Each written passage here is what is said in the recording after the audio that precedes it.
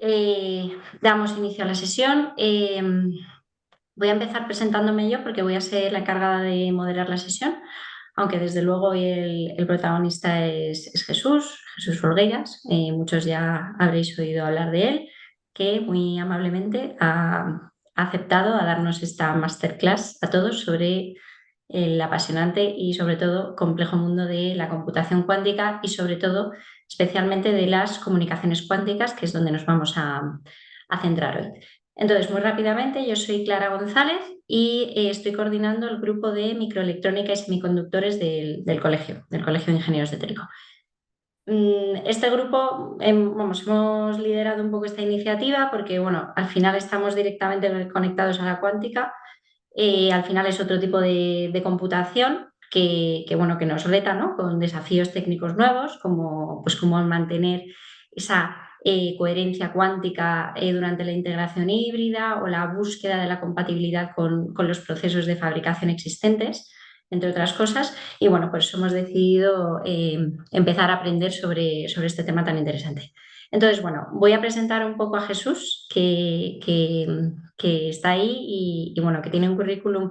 He intentado, Jesús, espero no olvidarme de nada, he intentado reducir un poco lo que voy a contar de tu currículum porque era muy extenso, así que bueno, Jesús es ingeniero de teleco por la UPM y además tiene un máster en economía de las telecomunicaciones y desde 2017 es el responsable de redes y transporte IP en Global CTIO, en Telefónica.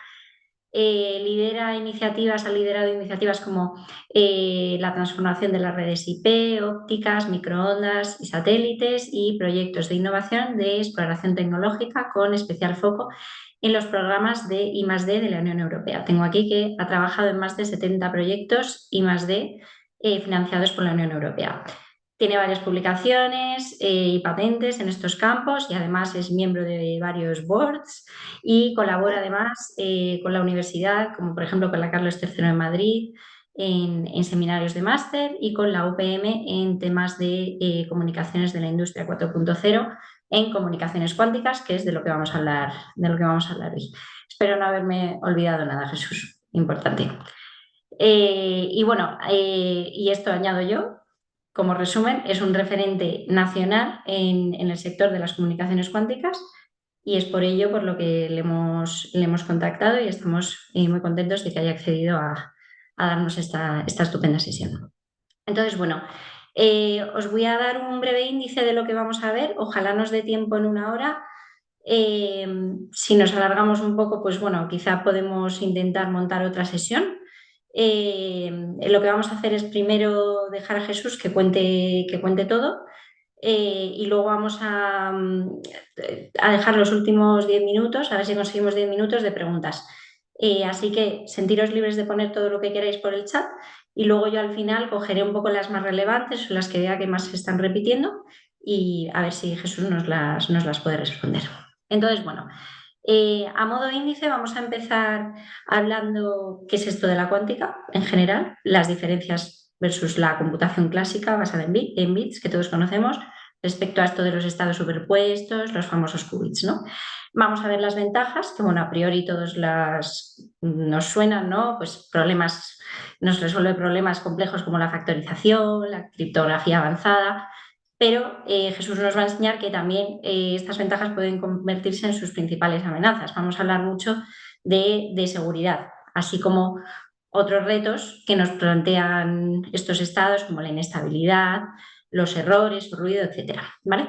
Después vamos a hablar del concepto de comunicaciones cuánticas y nos vamos a centrar en la aproximación más cercana o más real a día de hoy, que es el QKD, el Quantum Key Distribution, que es el que es usado para las redes cuánticas ahora. Veremos que Jesús nos va a contar también de sus limitaciones, como la amplificación, entre otras cosas, ya lo veremos, y sobre todo el reto que hay en desplegar esta red, ¿no?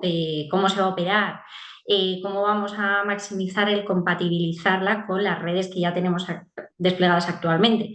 Y bueno, para ellos están definiendo estándares, pues temas de interoperabilidad, etcétera. Y luego finalmente vamos a hablar del ecosistema que hay alrededor de esto. Por ejemplo, qué productos hay en el mercado, o sea, productos prototipos respecto a productos comerciales, y proyectos que hay en nuestro país, en Europa, en los que muchos Jesús está directamente involucrado. Y luego, pues bueno, Jesús va a compartir su opinión un poco de cuál es el rol del ingeniero de tele con todo esto, que a todos nos interesa, ¿no? Que pintamos en esta historia, que pintamos mucho.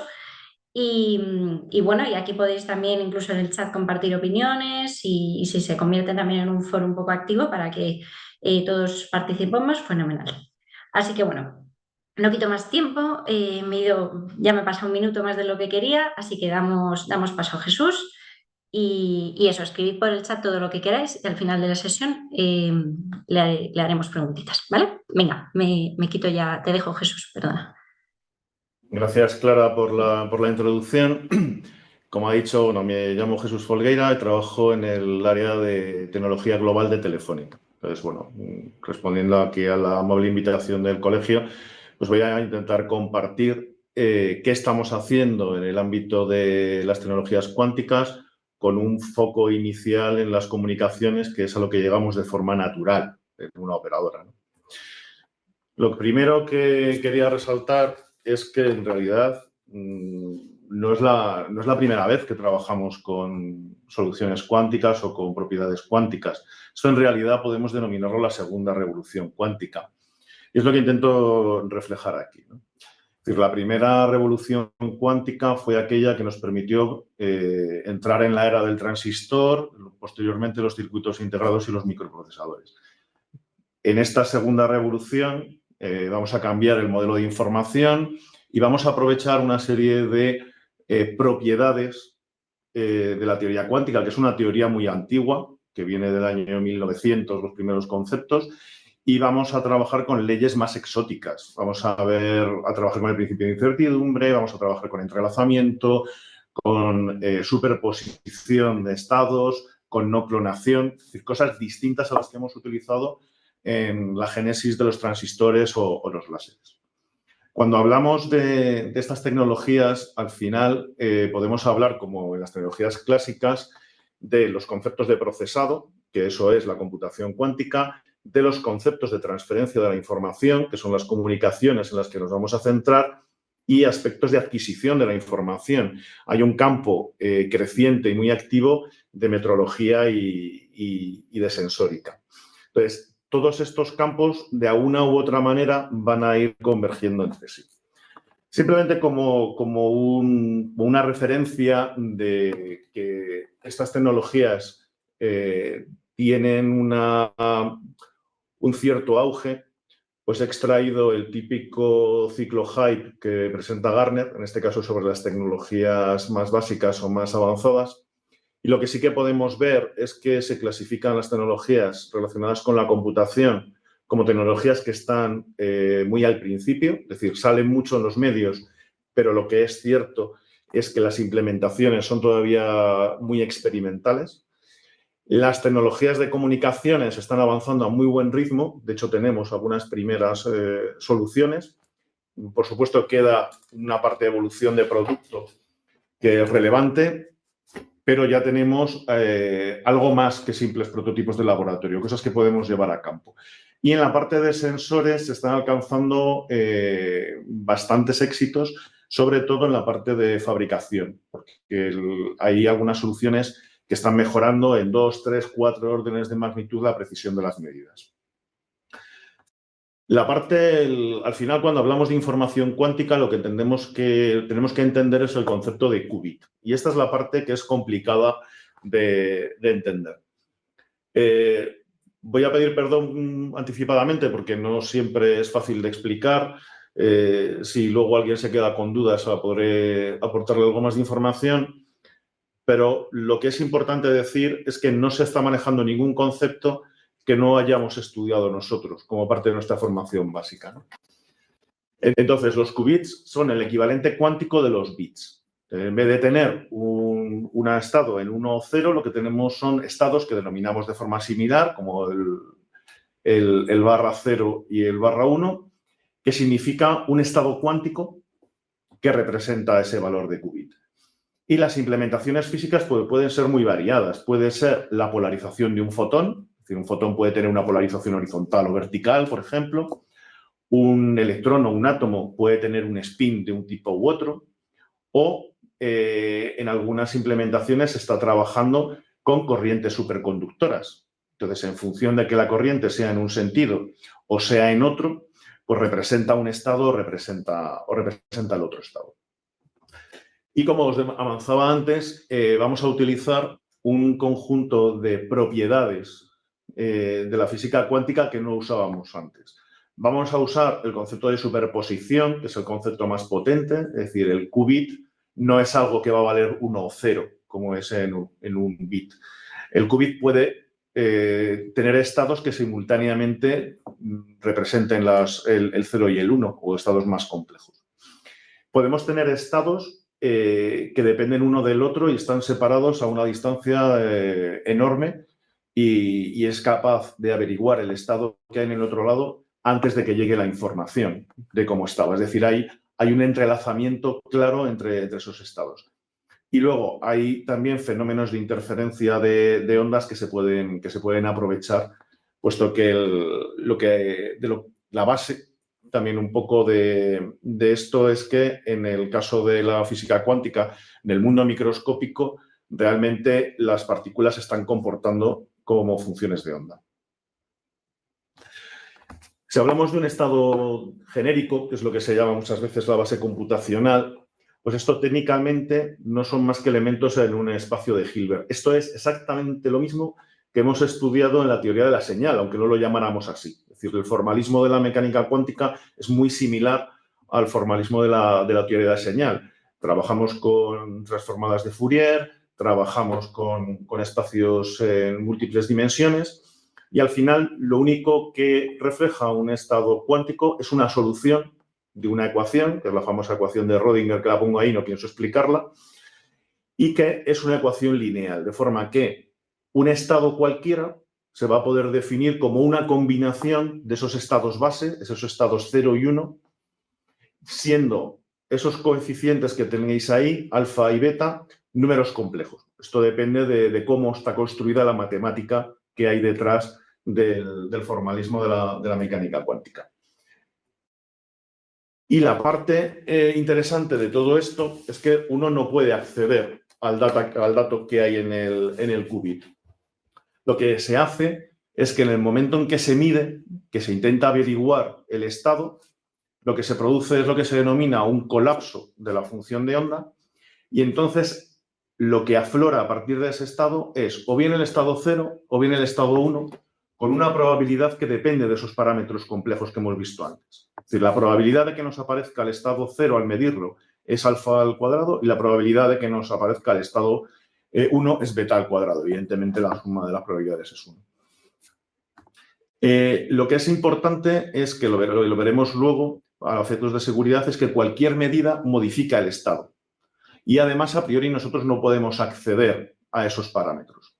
Y un aspecto muy importante es un teorema que se demostró relativamente tarde, en el año 82, que es el teorema de no clonación, que significa que yo no puedo copiar un estado cuántico. Un estado cuántico es incopiable y esto lo utilizaremos para asegurar las comunicaciones y que nadie pueda interceptar una comunicación. Uno de los elementos realmente potentes de trabajar con qubits es que como hay un montón de estados superpuestos, es decir, un qubit representa varios estados, esto no es como un bit que es o 0 o 1. En el caso de trabajar con qubits, el qubit es 0 y 1 a la vez. Con lo cual, cuando yo trabajo con una puerta cuántica, al final lo que tengo es muchas más operaciones en paralelo que puedo deducir de esos qubits. En general, es 2 a la n estados los que puedo reproducir con n qubits. Con lo cual, esto supone un crecimiento exponencial. Este crecimiento exponencial se puede reflejar diciendo que si yo tuviera 300 qubits reales, no los que salen en la prensa, no tendría probablemente espacio en el universo para almacenar esta información. Es decir, aquí el paralelismo opera de una forma muy eficiente y esto es lo que da una potencialidad enorme a la computación cuántica. Este paralelismo es como si tuviéramos un montón de ordenadores clásicos trabajando en paralelo.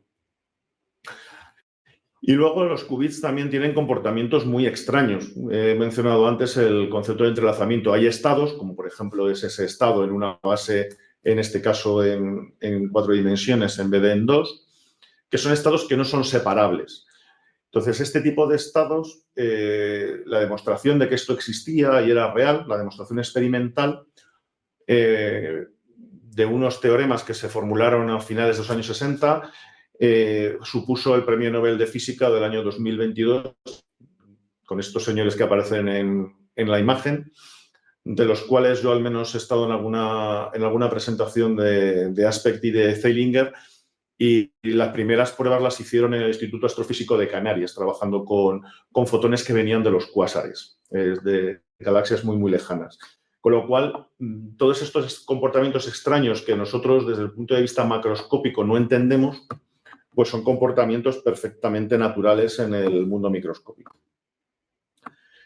Como hemos comentado antes, todas las tecnologías cuánticas pues nos van a traer una serie de ventajas, que ya hemos adelantado algunas, que son esas ventajas de poder computar mucho más deprisa, con muchos menos recursos, por este paralelismo que he mencionado, y vendrán una serie de amenazas. Lo que es importante decir es que, a pesar de todo lo que salga en prensa, un segundito. A pesar de todo lo que de lo que salga en prensa, en general todavía se trata de prototipos muy experimentales, ¿vale? Y muchas de las cosas con las que se trabaja en realidad son simuladores. El primer hito relevante de la computación cuántica se dio en el año 2019, cuando uno de los investigadores que había fichado Google publicó los primeros resultados de un experimento con un procesador de 53 qubits que tenía Google, y fue capaz de resolver un problema académico, es decir, no es un problema práctico, en un tiempo muy reducido, en un tiempo de unos minutos, cuando un ordenador o un superordenador clásico no iba a tardar menos de unos miles de años. Entonces, esto supuso un primer hito que demostraba que para determinados problemas un futuro ordenador cuántico será mucho más potente y tendrá mucha más capacidad que la computación clásica. Como decía, estamos todavía en unas primeras implementaciones y esto está más cercano a los experimentos que a un ordenador funcional. Y esto podemos comparar los primeros ordenadores electromecánicos, o incluso algunos que empezó a ver posteriormente con válvulas, de los años 40 y 50, con lo que tenemos ahora. Estamos hablando de ordenadores que ocupan salas completas o habitaciones y que, bueno, ya empieza a haber algunas primeras implementaciones comerciales, que son prototipos esencialmente, y se está jugando con un montón de tecnologías. Ahí pongo algunas, tecnologías de iones, tecnologías de corrientes superconductoras. Esta mañana he estado en una reunión en el CSIC y están trabajando con átomos enfriados, la parte de fotones, que probablemente es la más atrasada. Es decir, en esto hay mucha efervescencia y hay mucha investigación todavía básica. ¿Cuál es el problema de la computación cuántica actual? Pues que estamos en una era que se denomina NISQ, que estos ordenadores son muy ruidosos. ¿Cuál es el problema que tiene un qubit en su implementación física? Pues que dura muy poquito en el tiempo. Ya hemos visto que cuando se mide, se destruye el qubit. Entonces, es muy difícil que un qubit no interaccione con el entorno. Por eso hay que tenerlos, en algunos casos, en soluciones criogénicas, con casi el cero absoluto. Hay que tenerlos muy protegidos y el tiempo en el que sobreviven esos qubits es muy reducido. Entonces, ahora mismo estamos en un entorno con mucho ruido. Hay algoritmos para ir reduciendo ese ruido, pero las capacidades o potencialidades de estos ordenadores son todavía muy limitadas. ¿Qué es lo que tiene que ocurrir para llegar a un ordenador equivalente a los ordenadores que tenemos todos en casa o a un superordenador? Pues que estos qubits puedan sobrevivir sin ningún tipo de problemas y puedan realizar todo tipo de cálculos. Eso es lo que se denomina los ordenadores tolerantes a fallos. Entonces, he puesto esta transparencia para ilustrar que todavía nos queda bastante camino, ¿no? Y lo que sí que hay es una serie de aplicaciones donde la computación cuántica pues puede ser aprovechada, ¿no? Por supuesto, todo lo que tenga que ver con simulación de sistemas cuánticos. Va a ser mucho más fácil simularlo con elementos básicos que se comportan directamente con esas leyes que con emulación en ordenadores clásicos, que es lo que hacemos a día de hoy. Hay muchos temas que tienen que ver con la optimización, con el machine learning, con búsquedas, con factorización. De hecho, probablemente hayáis oído hablar de algoritmos de búsqueda cuántico como el algoritmo de Grover o algoritmos de factorización como el algoritmo de Shor, ¿no? Son algoritmos que en teoría son más eficientes que los algoritmos clásicos. Pero no solamente hay ventajas, también hay bastantes inconvenientes o hay una amenaza encima de la mesa. Y esa es la amenaza que hay sobre la seguridad. Entonces, en el horizonte, lo que aparece es que los ordenadores cuánticos podrían ser capaces de romper los algoritmos criptográficos que utilizamos a día de hoy.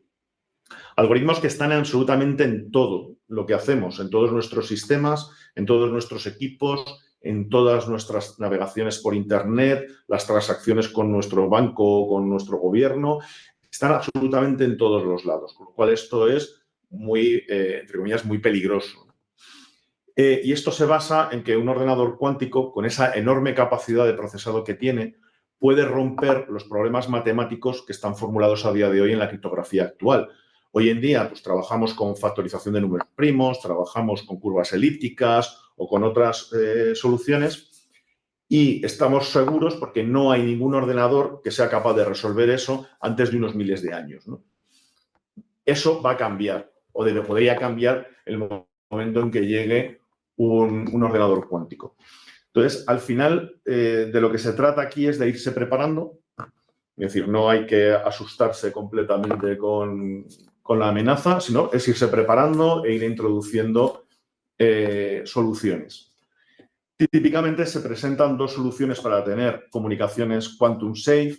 Una es una solución software, que simplemente es, pues si el problema matemático que tengo puede ser destruido o puede ser resuelto por el ordenador cuántico, pues uso otro problema matemático diferente, mucho más complejo. Y eso es la criptografía postcuántica, que los primeros ejemplos, los primeros estándares salieron por parte del NIST, que es el organismo de estandarización de Estados Unidos, en verano pasado.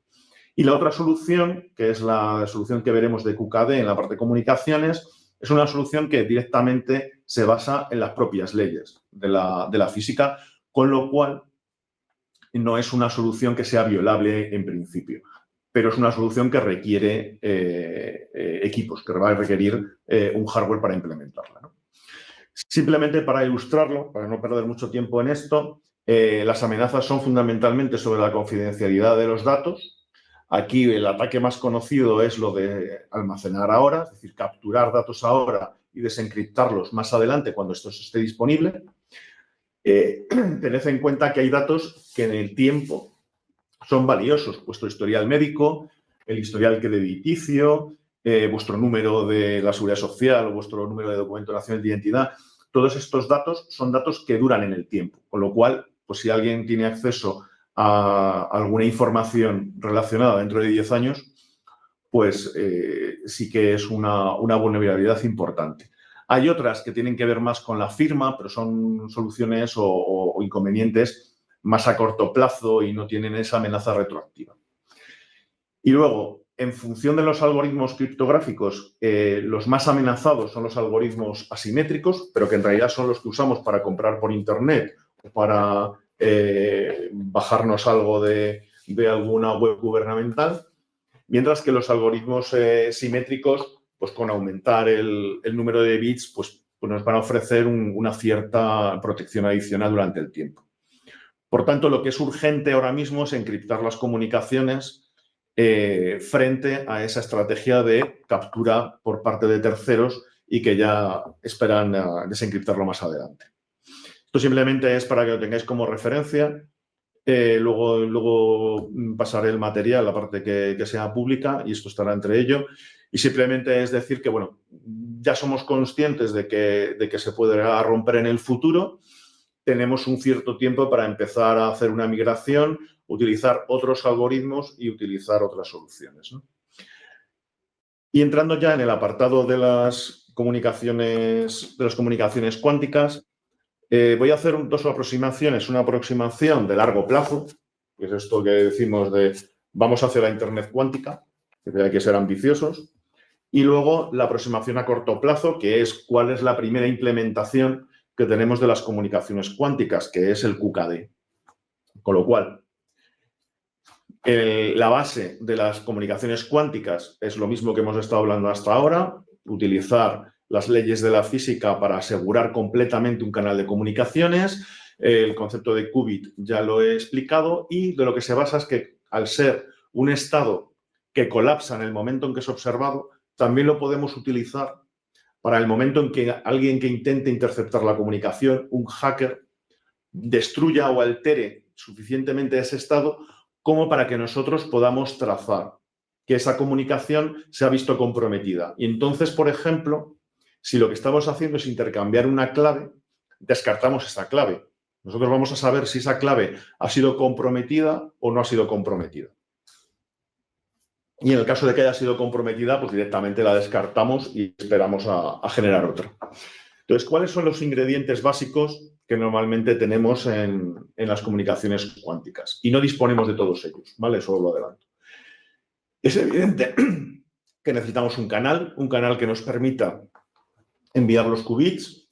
Necesitamos emisores y receptores, como en cualquier comunicación. Y luego ya necesitaremos aspectos como la conversión, ciertas capacidades de procesado y memorias o cosas equivalentes, ¿no? Entonces, ¿qué es lo que tenemos a día de hoy? Pues los puntos 1 y 2, y es lo que somos capaces de hacer en QKD, intercambiar qubits para asegurar un intercambio de claves, y las comunicaciones completas, que es lo que necesitaremos para esa Internet del futuro, pues todavía no están disponibles. Y se está investigando mucho, está todo en investigación básica, pero veremos que nos quedan bastantes cosas. Cuando hablamos de una red cuántica, al final, para los que estáis aquí, esto os lo conocéis, lo que es una red telco, pues eso está preparado para público más heterogéneo. Entonces, al final, una red no es más que un conjunto de nodos y enlaces, más todos los mecanismos de comunicación, para hacer esa comunicación extremo a extremo de la manera más eficiente posible. O sea, no podemos conectarnos todos con todos. Entonces, en una red cuántica, la única diferencia es que por estos caminos, en vez de ir los bits que utilizamos a día de hoy, irán qubits. Entonces, sí que tenemos ya unas primeras implementaciones y veremos algunos experimentos que estamos realizando y algunas pruebas que ya han finalizado, pero todavía nos queda cierto recorrido. Como siempre, es bueno echar un poco la vista atrás a ver cómo se ha generado el mundo que tenemos a día de hoy, cómo se ha generado la Internet, ¿no? Y podemos intentar o podemos pensar que el camino que vamos a seguir hacia la Internet cuántica va a ser un camino similar. Esperemos que no en este plazo temporal, porque ahora las cosas van algo más rápidas, pero no va a ser muy distinto a lo que ha ocurrido en el pasado, ¿no? Esto empezamos con ordenadores electromecánicos en los años 40 del siglo pasado. El transistor se inventó en el 47 y pasaron 10 años hasta que tuvimos los primeros circuitos integrados. Pero luego eso no nos vale. Con construir el circuito integrado y el equipo no nos vale. Necesitamos una arquitectura de red, vamos a necesitar una serie de protocolos de comunicación y vamos a necesitar que esa red crezca, y eso la única forma de hacerlo es popularizando los terminales, ¿no? Y por último necesitaremos aplicaciones.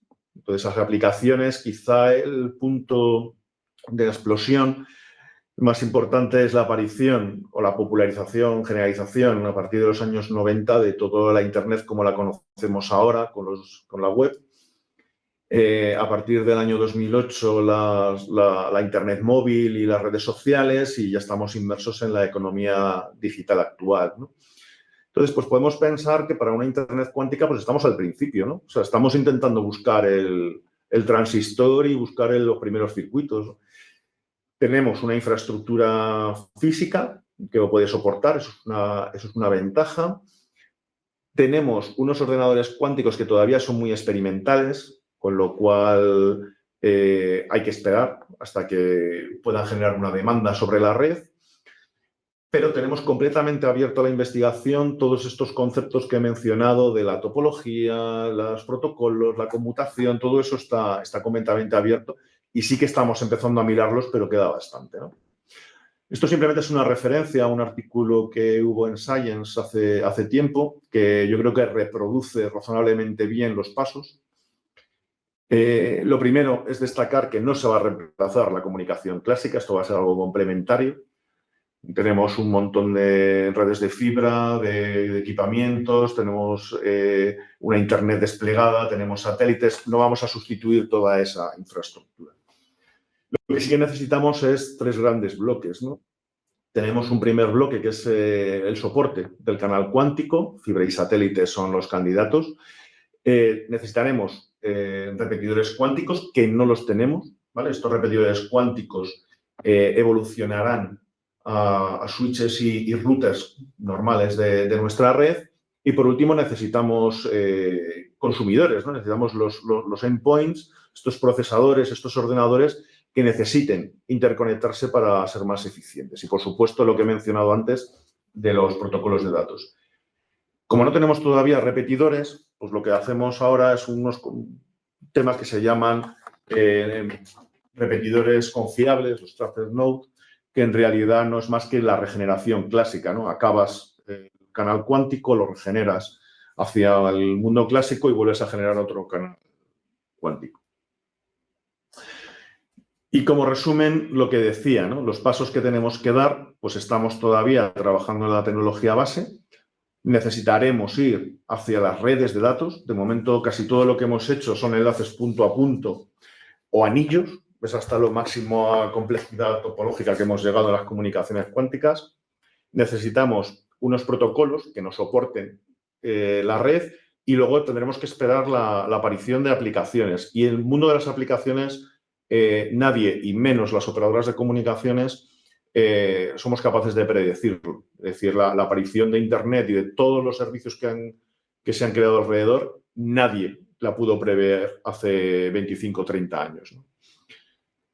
Entonces, entrando en esta primera aplicación que mencionábamos antes del QKD, la distribución cuántica de claves, recopilando de nuevo lo que dije al principio de las dos aproximaciones que hay gente que las confronta, nosotros creemos que son elementos del arsenal de seguridad que uno tiene, con lo cual hay que utilizarlos de forma complementaria y compatible. Tenemos esa criptografía postcuántica, que no hay ninguna garantía de que no se pueda romper, y el ejemplo es un protocolo que estuvo en fase de estandarización durante 2 o 3 años, creo recordar que se llamaba SICKE, pero no estoy muy seguro, y que al final pues unos investigadores de la Universidad de Lovaina fueron capaces de reventar con un ordenador portátil, aplicando una serie de técnicas matemáticas novedosas, ¿no? Es decir, nadie está libre de que un algoritmo pueda ser atacado de otra manera. Y luego está la parte del QKD que vamos a ver el detalle ahora, que al basarse en las leyes de la física, pues es en teoría no se puede reventar o no se puede acceder a la información. Este es el esquema típico de un intercambio de seguridad.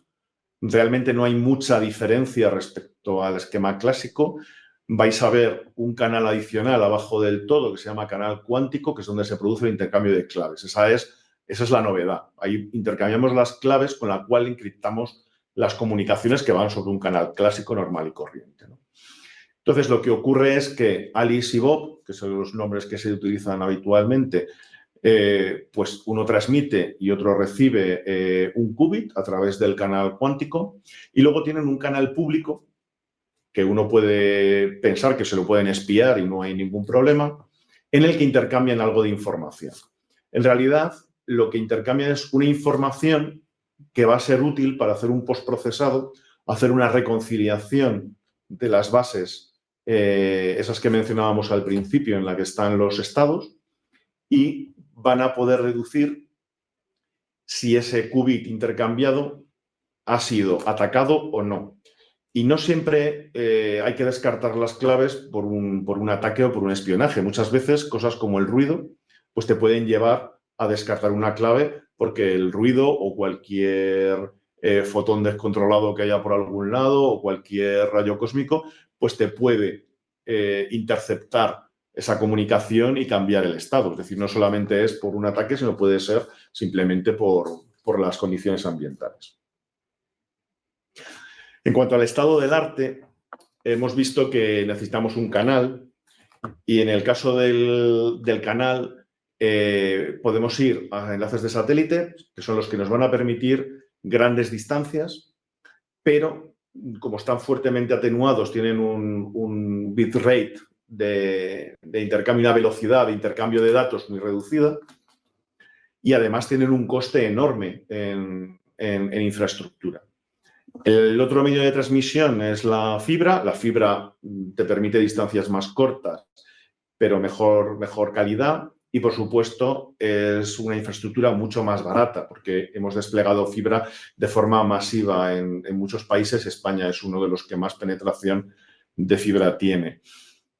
¿Cuál es la razón por la cual no podemos tener mayores alcances? Pues, como os he dicho, los qubits son delicados, con lo cual lo que no podemos hacer con ellos es amplificarlos. O sea, un amplificador nos destruye el canal cuántico. Y esos 100 kilómetros que ponemos ahí en una fibra es típicamente el alcance habitual sin poner amplificadores. Típicamente ponemos amplificadores pues en 70, 80 kilómetros es donde ponemos un amplificador. Con lo cual esto nos da un límite a día de hoy. ¿Qué protocolos tenemos? Pues hay uno más consolidado, que es el protocolo de variable discreta, con el primero que se empezó. Es un protocolo que admite distancias mayores, admite atenuaciones mayores. El problema que tiene es que requiere un canal dedicado, al menos una longitud de onda y muchas veces una fibra dedicada, ¿vale? En función, o irnos a otra banda, es decir, y luego tiene componentes especiales, es decir, son más caros de fabricar. Es una tecnología más madura, pero es una tecnología más cara.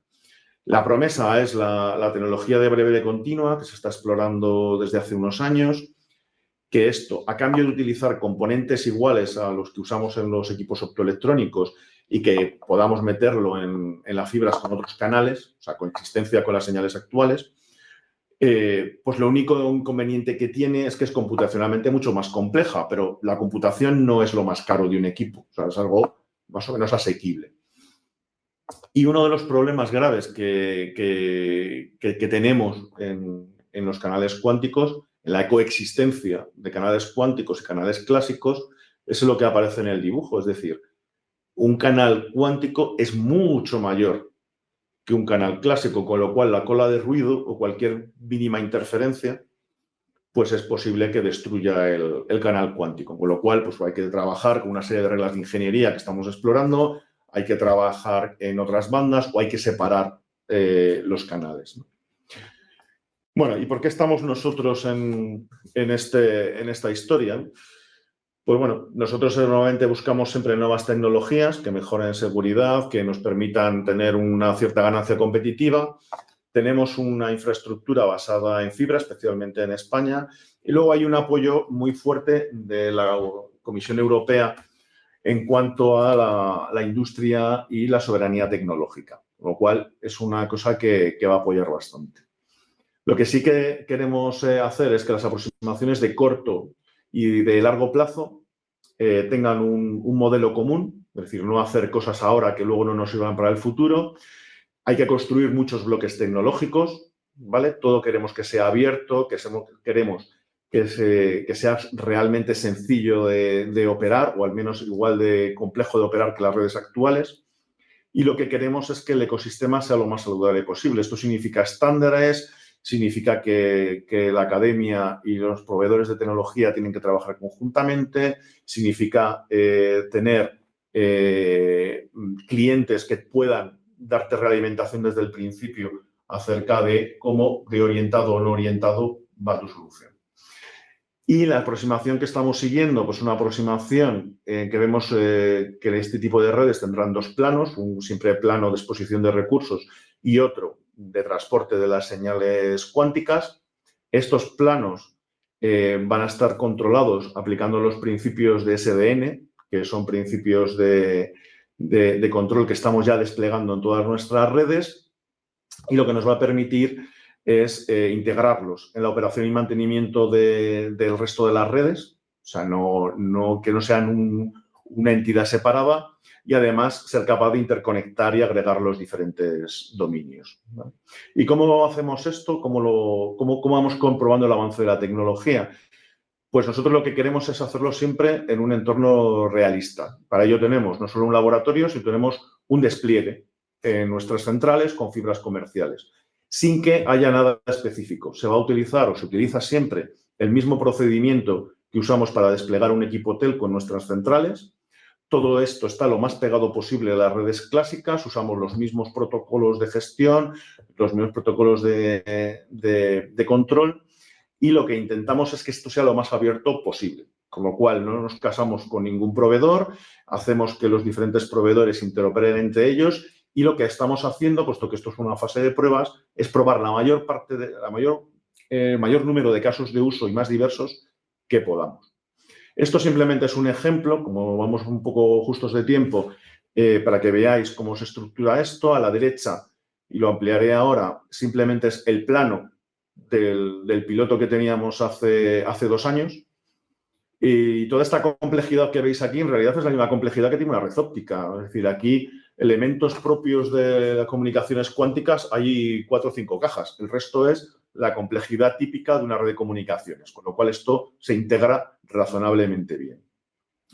Y esto es un ejemplo, las fotografías para que veáis cómo son los equipos. Todavía tienen mucha pinta de prototipos de laboratorio. Ya empiezan los equipos a entrar en racks más pequeños, pero bueno, lo importante es que no necesitan nada especial. Nosotros los tratamos como un equipo telco exactamente igual que el resto, ¿no?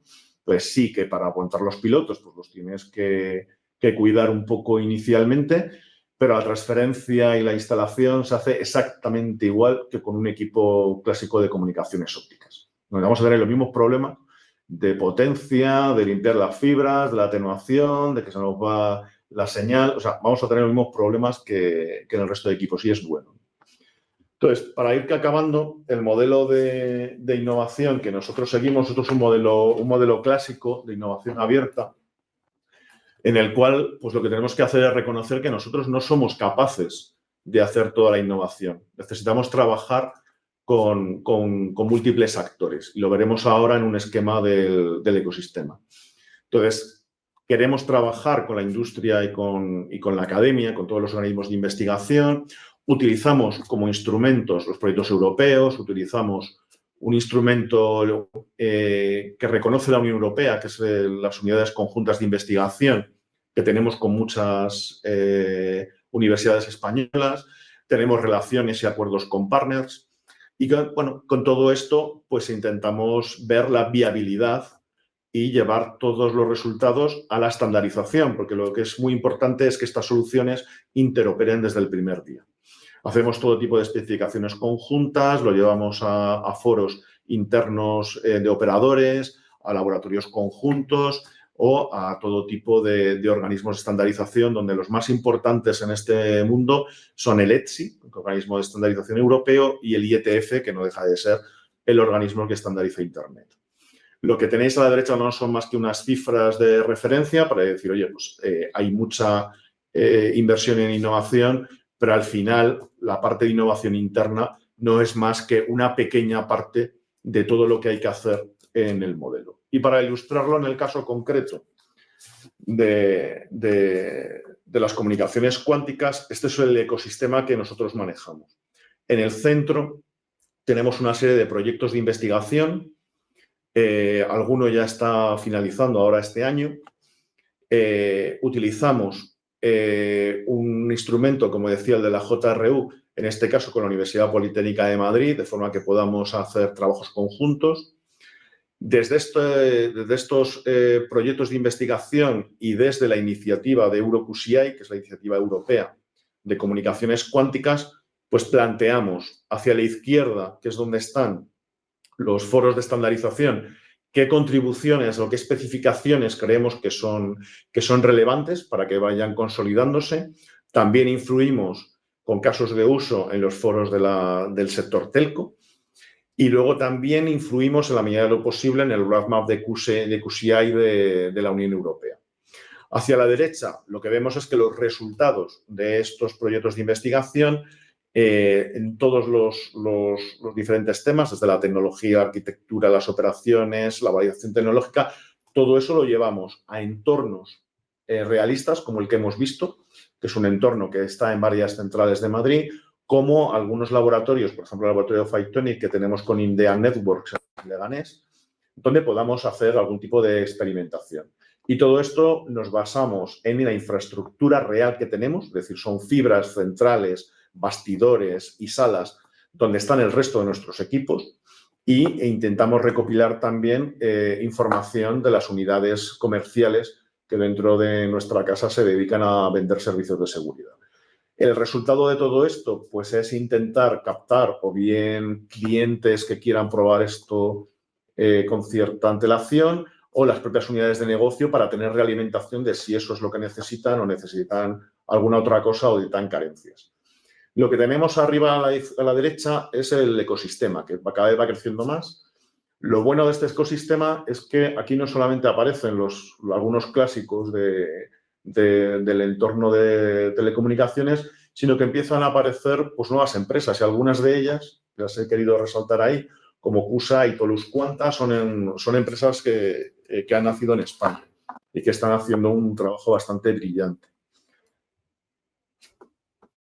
Como decía, que de esto va de probar todo lo que se pueda. Esto es una ilustración de todo tipo de pruebas que hemos hecho, tanto en la tecnología, pues, probar prototipos, probar integración en las redes, probar esos nodos confiables de los que mencionaba al principio. Queremos que todo esto sea operable, es decir, que no nos sirve de nada tener los equipos en planta si luego tenemos que operarlos manualmente. Y luego queremos probar qué mejoras de servicios existentes o incluso algún servicio nuevo que se nos pueda ocurrir en el futuro, pues pueden soportarse alrededor de estas soluciones, ¿no? Por supuesto, nos quedan muchos retos por completar, ¿no? Y quizá en el que estamos más centrados es en ese uso eficiente de las infraestructuras, para que todo sea compatible con soluciones clásicas, pero queda mucho trabajo por hacer en la escalabilidad y la interoperabilidad, y por supuesto hay que seguir trabajando en todos los aspectos de estandarización y adopción, ¿no? Entonces hay una serie de organismos clave que he mencionado anteriormente. Y al final nosotros nos debemos a que los servicios que prestamos a nuestros clientes tengan esa seguridad y privacidad que tenían hasta ahora cuando aparezcan los ordenadores cuánticos, con lo cual pues tenemos que seguir la tradición que traemos de innovación en redes de datos y acabar transformando esto, que es tecnología, en servicios, que es lo que los clientes ven y por los que pagan su factura mensual. Rápidamente, simplemente para que quede reflejo, esto os lo podemos pasar posteriormente si alguien está interesado. Todo esto que estamos haciendo al final se enmarca dentro de los programas europeos. O sea, cada bloque geopolítico ha hecho sus planteamientos alrededor de las tecnologías cuánticas. La Unión Europea hizo un planteamiento en el año 2016 que se tradujo en un primer presupuesto en el año 2018 de unos 1.000 millones para todo tipo de tecnologías. En el 22 añadió otros 2.000 millones. Y esto es un poco el roadmap de programas europeos del 2021 al 2027 para favorecer el desarrollo y adopción de las tecnologías cuánticas. Si os fijáis, la primera fase es una fase para construir las tecnologías básicas, dotar laboratorios más cerca de la tecnología básica. Y en las fases actuales estamos ya más cerca de infraestructuras reales de computación, de comunicaciones, que es lo que el proyecto de EuroQCI, o de metrología. ¿Cómo vamos de tiempo, Clara? ¿Me oyes? Sí, perdona, que estaba en mute. Vamos bien, yo creo que está siendo interesante, así que, vamos, si nos alargamos 5 minutillos más, no pasa nada. Vale. Así que termina Bueno, tranquilo. vale. Voy a pasar rápidamente, simplemente es porque tengamos la imagen, ¿no? En el proyecto de EuroQCI Spain hemos sido muy originales. Con el nombre, otros países han puesto nombres más exóticos. Pues fundamentalmente se ha potenciado la construcción de los nodos en Madrid y en Barcelona, y hemos hecho estudios teóricos de lo que podría ser esa interconexión, o bien terrestre o bien satelital, ¿no? Aquí había una colaboración perdón, por parte de las comunidades autónomas y del Estado central en el plan complementario de comunicaciones cuánticas, que ha aportado unas financiaciones a los organismos públicos para que puedan adquirir equipamiento y desplegar infraestructuras alrededor de las infraestructuras académicas. Con lo cual, poco a poco, estos nodos de Madrid y Barcelona van creciendo y los nodos de otras ciudades, por ejemplo, Vigo, en la Universidad del País Vasco también está desarrollando cosas. Todos esos nodos pues empiezan ya a tener cierta entidad.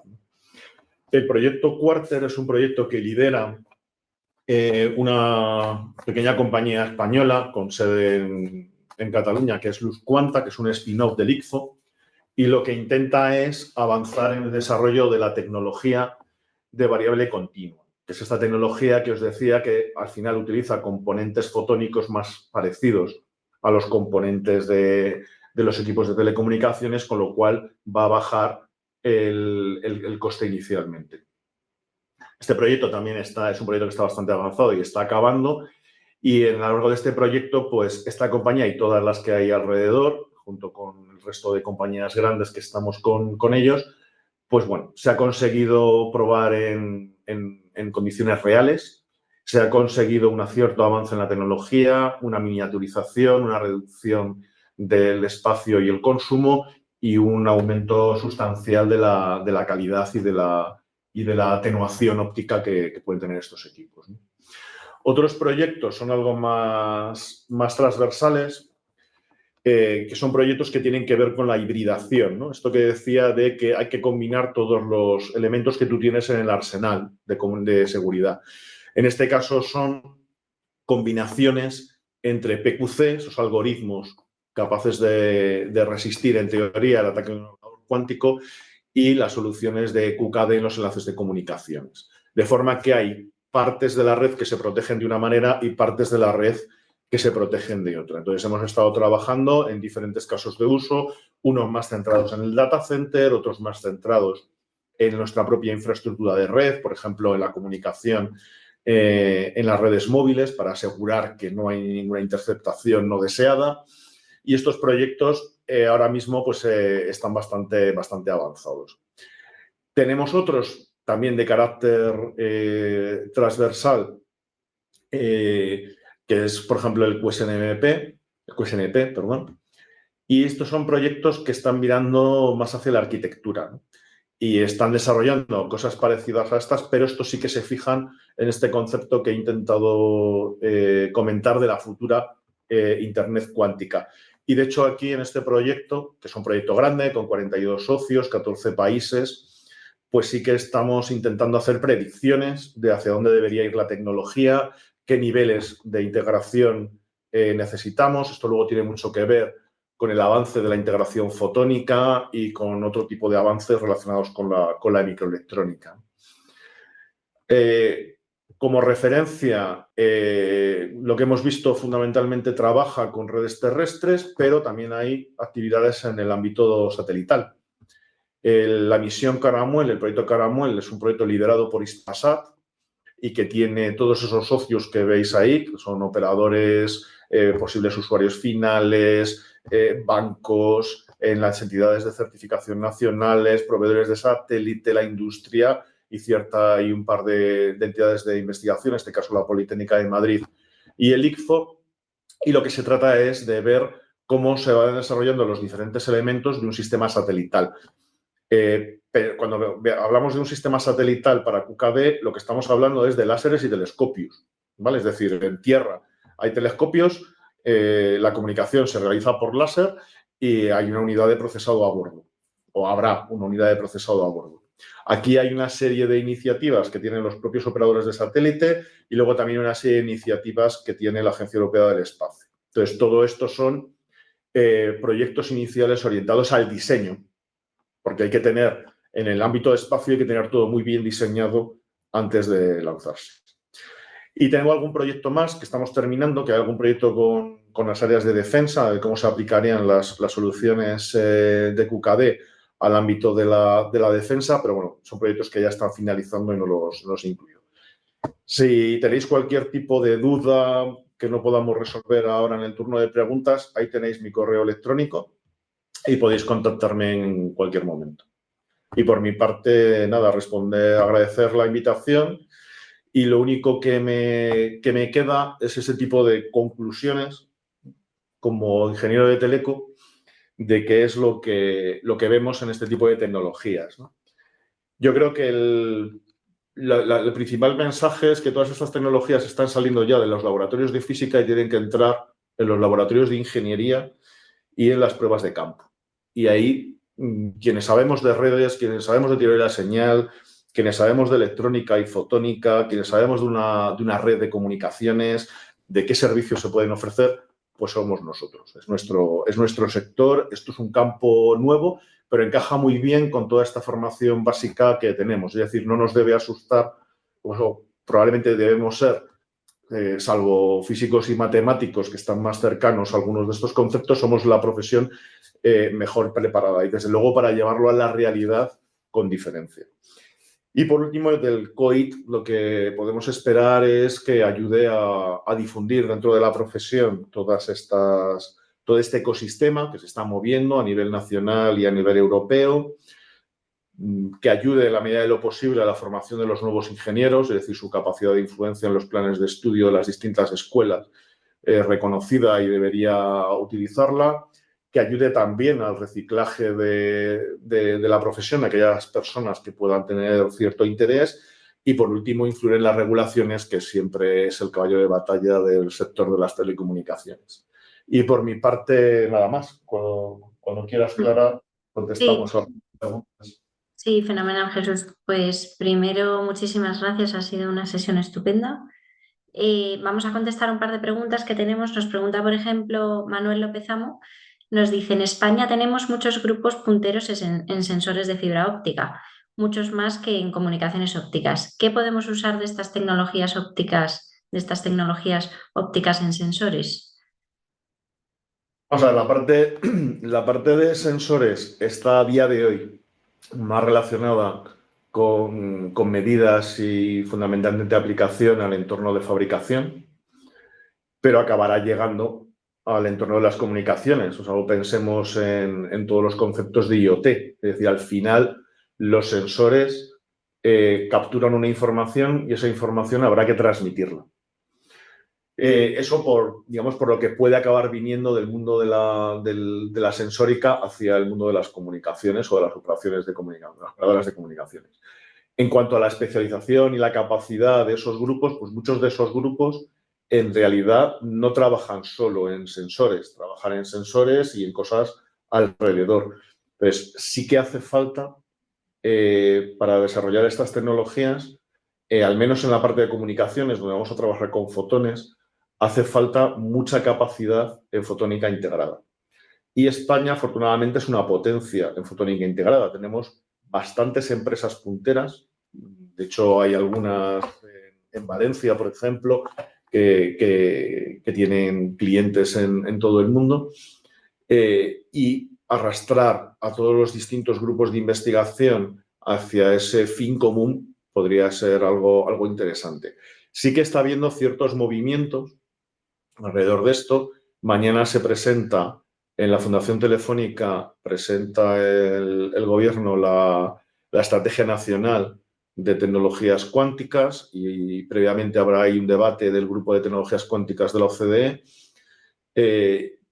hay iniciativas por parte de los diferentes ministerios, por parte de diferentes organizaciones como el CEDET y el CSIC, etcétera, intentando buscar qué capacidades tenemos e intentar agregarlas, ¿vale? Porque al final esto va a generar la masa crítica suficiente como para que se produzca no una investigación básica solo, sino también una transferencia tecnológica.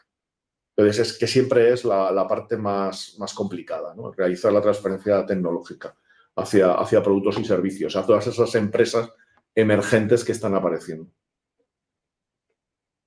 Vale.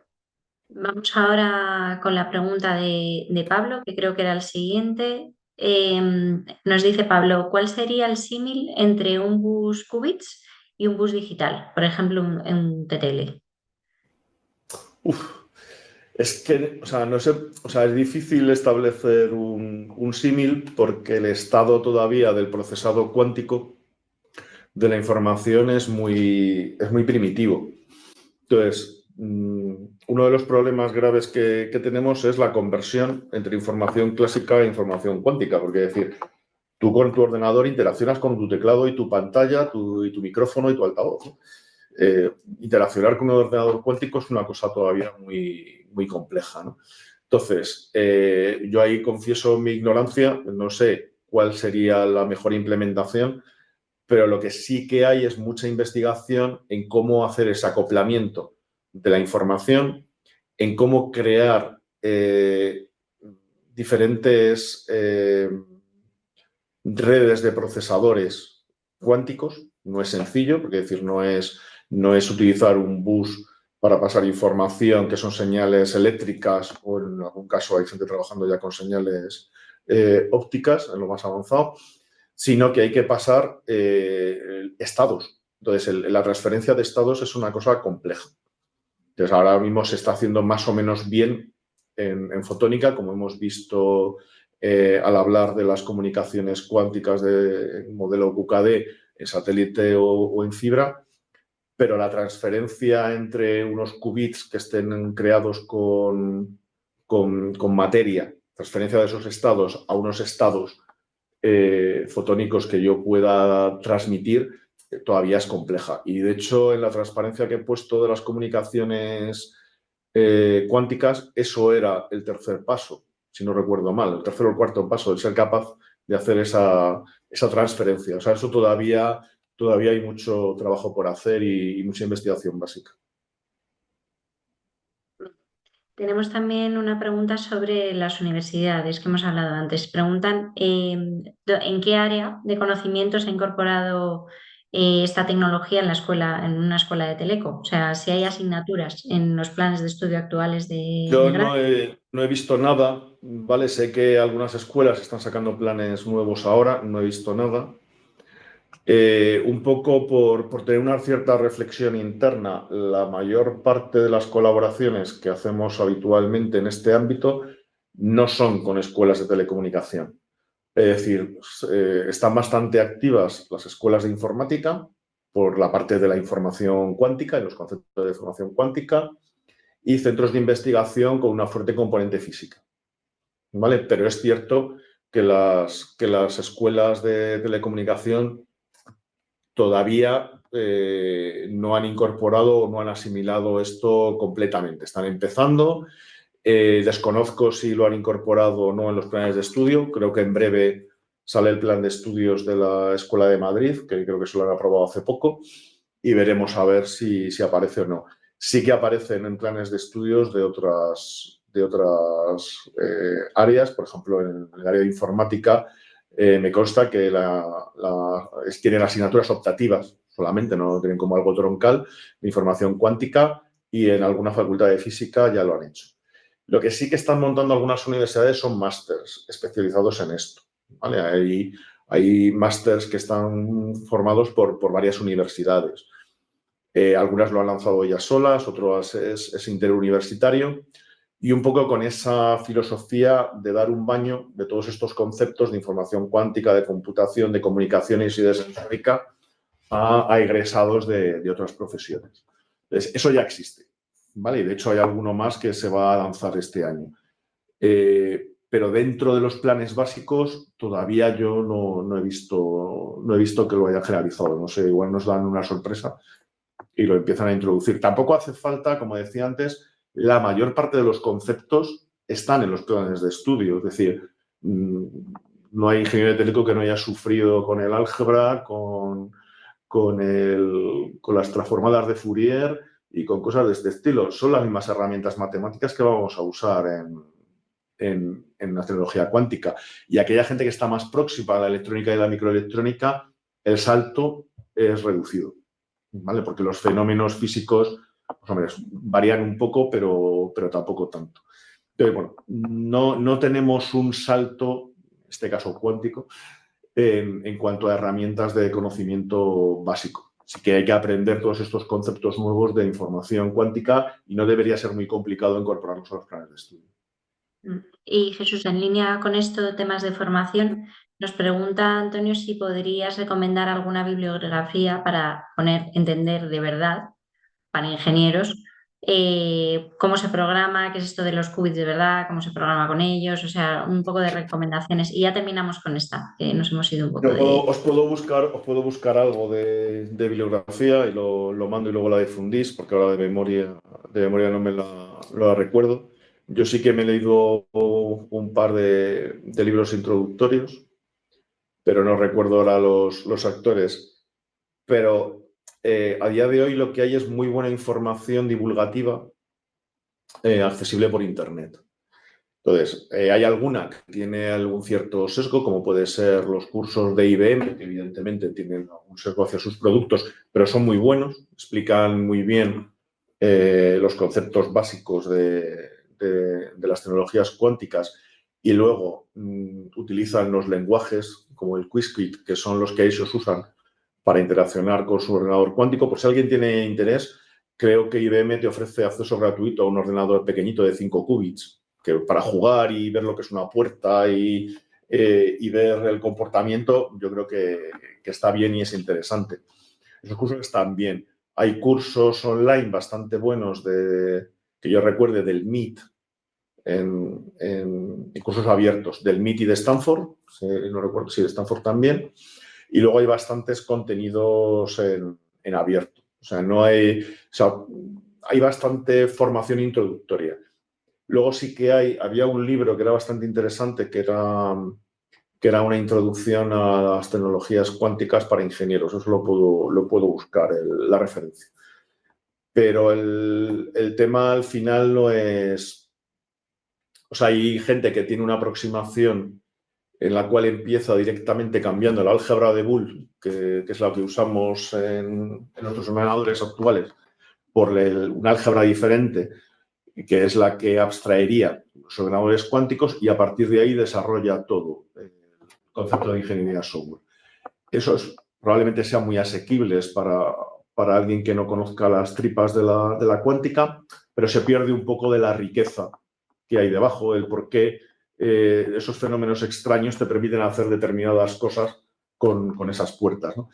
Esos directamente se enfocan a aprender cómo funcionaría un ordenador cuántico y a programar. Tener algún ejemplo de cómo sería un software cuántico. Y ya te digo, libros un poco más profundos, pues hay algunos más de divulgación, pero no creo que el mejor es el de computación, no me acuerdo si era tecnologías o computación cuántica para ingenieros. Y luego hay otro que es muy genérico, pero ese es bastante duro, que es me parece que es de Georgievic, que se toca todo. Toca computación, toca comunicaciones y toca sensores. Pero es un libro complicado. Fenomenal, Jesús. Pues bueno, nos hemos pasado un poco de la hora, así que lo vamos a dejar aquí. Muchísimas gracias por tu tiempo, ha sido una sesión estupenda. Si quieres compartir con el colegio las slides que puedas compartir, fenomenal.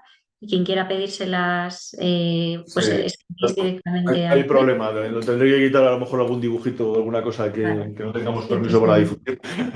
Pero por lo demás, fenomenal. nada de esta información es confidencial. Todo esto es libre, lo empaquetamos y os lo hacemos llegar junto con estas referencias que solicitaba el compañero.